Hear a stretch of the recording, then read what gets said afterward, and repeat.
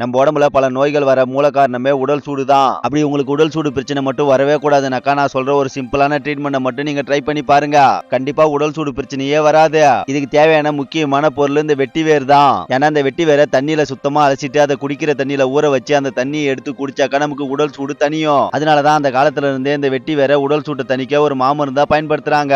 சரி, நாமளும் வெட்டி வேரை ஊற வச்சு தண்ணியை குடிக்கலாமேன்னு சொல்லிட்டு நானும் எங்க வீட்டுல இருந்து ஒரு பானையே எடுத்துன்னு வந்துட்டேன். அதுக்கப்புறம் அந்த பானையில தண்ணியை ஊத்திட்டு நம்ம வச்சிருந்த வெட்டி வேரை தண்ணியில சுத்தமா அலசிட்டு அதை எடுத்து அந்த பானையிலேயே ஊற வச்சுட்டேன். எல்லாம் ஒரு 4 to 5 மணி நேரம் பானையில இருக்கிற வெட்டி வேர் தண்ணியிலேயே நல்லா ஊறணும். அதுக்கப்புறம் கடைசியா அந்த பானையில இருக்கிற தண்ணியை எடுத்து குடிக்கலாமேன்னு சொல்லிட்டு நானும் மொண்டு மூந்து பார்த்தேன் பாருங்க, வாசனையே சூப்பரா இருந்துச்சு.